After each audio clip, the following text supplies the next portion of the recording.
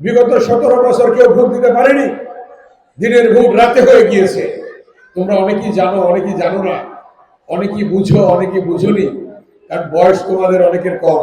18তে যে নির্বাচন হয়েছে, দিনে ভোট হয়নি, রাতে হয়ে গেছে, আগের রাতে সব নিয়ে গিয়েছে।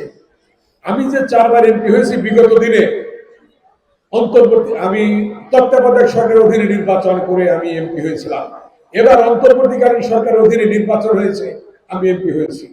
5 বার এমপি হয়েছি জনগণের ভোটে। কিন্তু দলীয় সরকারের অধীনে 18তে ব্যারিস্টার রমি নির্বাচন করেছিল, আমাকে নির্বাচন করতে দেয়নি। তখন দিনের ভোট রাতে হয়েছে, ব্যারিস্টার রমিকে জিততে দেয়নি এই কেরানীগঞ্জ ঢাকা 2 আসন থেকে।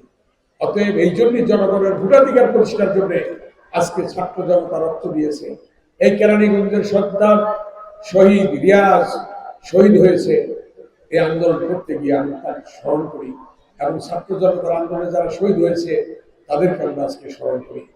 তোমাদের মধ্যে প্রতিভা আছে, এই প্রতিভার বিকাশ ঘটাতে হবে। এখানে কিন্তু আজকে মেধাবীদের মহামিলন হয়েছে, কথাটা ঠিক কিনা? মেধাবীদের মহামিলন হয়েছে আজকে এখানে।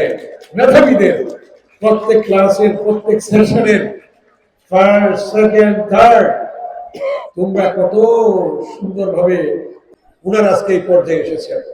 ঠিক তোমরাও লেখাপড়া করে ভবিষ্যতে বিসিএস দেবে, তার মধ্য দিয়ে বড় সরকারি কর্মকর্তা হবে, কেউ রাজনীতিবিদ হবে, কেউ এ দেশ পরিচালনা করবে, দায়িত্ব নেবে। তোমাদের মধ্য থেকে আসবে এটা। এই যে আজকে আমাদের একজন মাধ্যমিক শিক্ষক যে সাহেব বললেন ছাত্রী সংখ্যা বেশি কেন, বেগম খালেদা জিয়া যখন দেখলেন যে মহিলারা পিছিয়ে যাচ্ছে লেখাপড়ার দিক দিয়ে, তখন তিনি উপবৃত্তি শুরু করেন ছাত্রীদের দিয়ে। মনে আছে তোমাদের? কারো উপবৃত্তি আছে, তবে উপবৃত্তি তারাই পাবে যাদের বিয়ে হবে না, অপ্রাপ্ত বয়সে বিয়ে করা যাবে না। তোমাদেরকে অনেক বড় হতে হবে ছাত্রীদের। কথাটা বুঝতে পেরেছো তোমরা? যাদের বিয়ে হবে তারা কিন্তু ছাত্র উপবৃত্তি পাবে না, এটা মনে রাখবে।